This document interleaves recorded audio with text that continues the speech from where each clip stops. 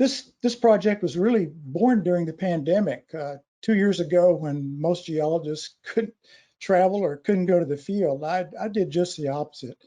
I went into the field basically to follow my obsession with some Mississippian carbonates and to take a look at some rocks that I'd really actually never seen before. So today I'm pretty excited to show you some of the results of that work.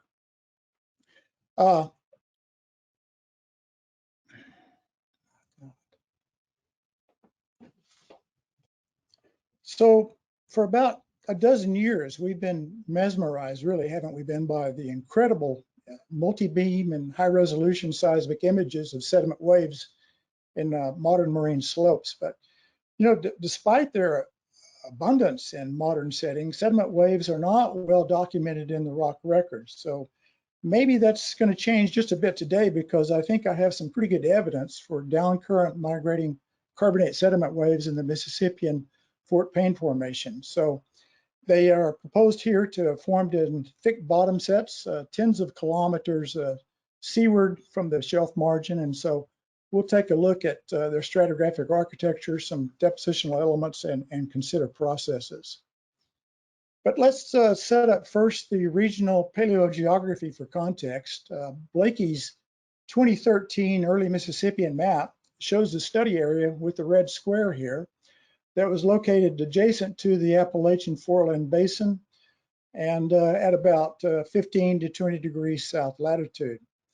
It's generally accepted that the southern margin of the North American craton was at about, was under the influence of coastal upwelling, which probably helps explain the distribution of siliceous limestones and cherts across that margin.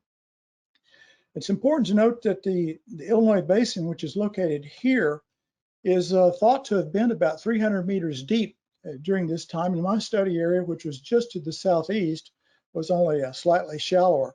So with apologies to Ron Blakey, I've edited the colors to emphasize the deeper water that covered these two areas. Evaporites were deposited probably in the wide carbonate shelf present north of the study area, and so there's potentially a large reservoir of dense shelf water with elevated salinities that may have been able to spill basinward as cascading density currents. So the surface geologic map shows my study area in the blue polygon. The Fort Payne and other Mississippian formations basically wrap around the Nashville Dome, and they dip gently southeastward into the subsurface beneath the Cumberland Plateau and the overlying Pennsylvanian sediments.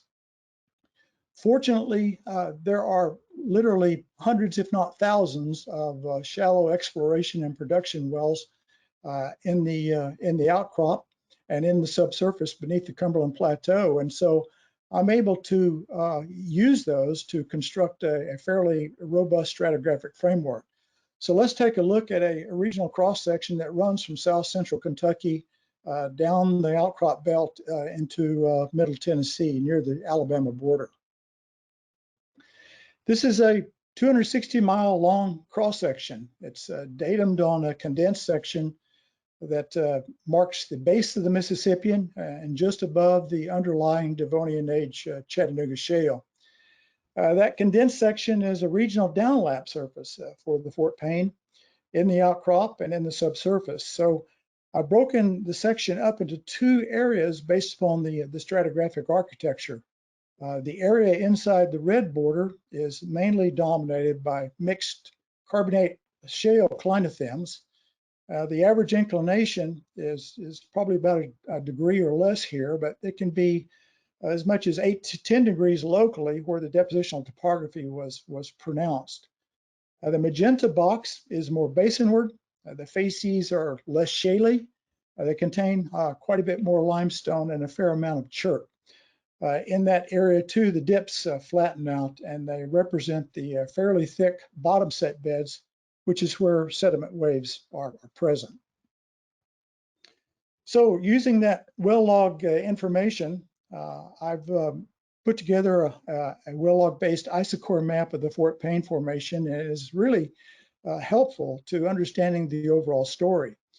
The contour values are in feet. Now the thick belt up here to the north corresponds to the shelf margin as I have recognized it. And it's sitting in front of the Borden Shelf edge, and it goes up to the northwest, and then it begins to wrap around down to the southwest before being truncated by erosion along the edge of the Nashville Dome. So your eyes are probably drawn to this lobate pattern that's branching and thick and thinning rapidly towards the basin. That's a fantastic stack of rocks that are exposed in the outcrop, and I hope to discuss that at another time. But for today, however, we just want to focus on these blanket-like deposits out in the basin, and this is where the sediment waves are located. They're located in various places along the outcrop, but I only want to focus on those that are exposed here where the red or where the yellow triangle are. Rock Island, or Great Falls, Tennessee, is a spectacular place to see the sediment waves. There's about 4.5 kilometers of continuous outcrop in 30 to 50 meter high bluffs along both sides of the Crane-Fork River. A sediment wave field is present along the entire length of these outcrops. And here's the positions of several of the northeast southwest trending crests and axes that you can see in the outcrops. The next slide will focus in on one view of these first two waves in the outcrop.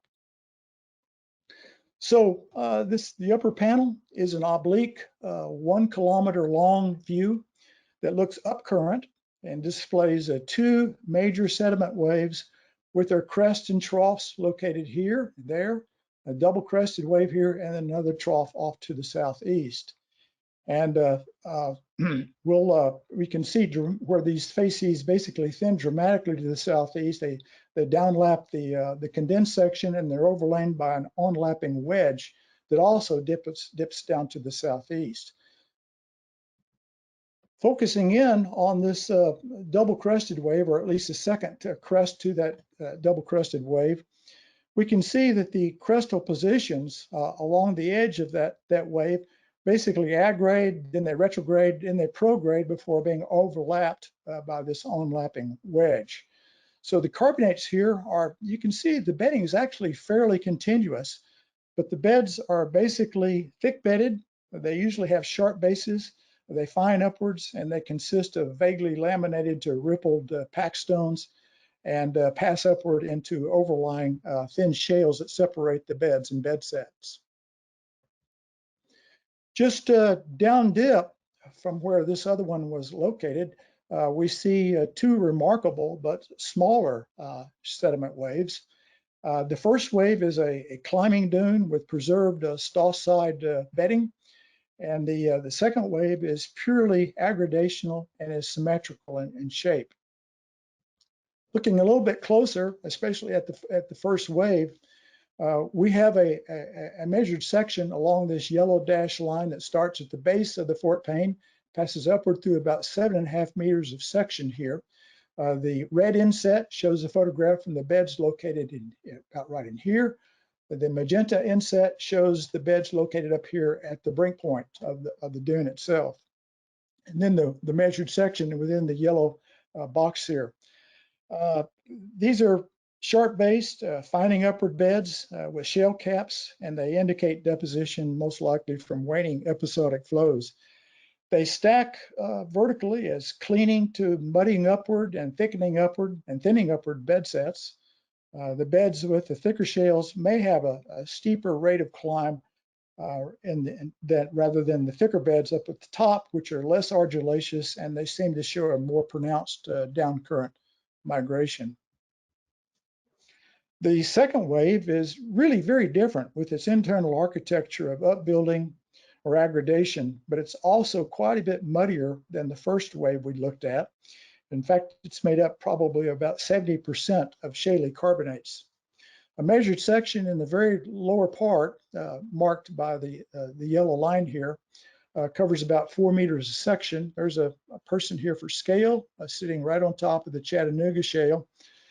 And these are the lower part is grainstones and rudstones, which are wavy to hummocky bedded. rippled in places. They're overlain by a mud-clast rich interval here with the mud-clast, and then they pass upwards into rippled and flazer-bedded lime-wackestone with convolute laminations. This is probably the most dramatic outcrop that you can visit at Great Falls. Only the upper 10 meters of the wave are exposed by river incision, but it offers the unique opportunity to walk across the top of the wave from the Stoss to the lee side and examine the facies up close. So over a lateral distance of just about 30 meters between the brown line, that bed right here, or that surface, and the blue line above, the section actually doubles in thickness, and from the crest down to the lee side where the rocks dip into the water.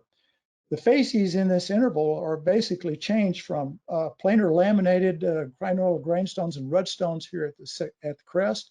They pass rapidly down dipward into these upslope inclined backsets, and it also includes some downslope inclined bedding too, and some chaotically bedded intervals that may represent preserved, filled in hydraulic jumps.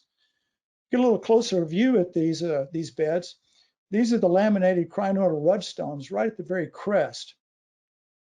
And the grains are gravel-sized crinoidal columnals, and I suspect that they represent T sub B traction carpets.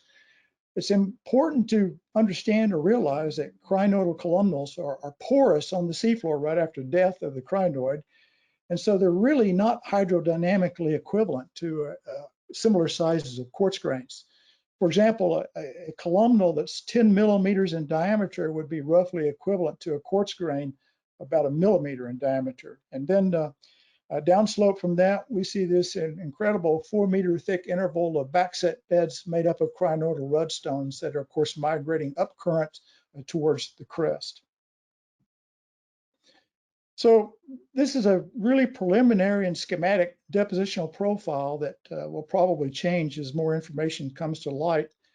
And in fact, I'm reminded by what Peter Tolling said a couple of days ago at the beginning of this meeting. 5 geologists on an outcrop mean 5 different interpretations. And so this is just one.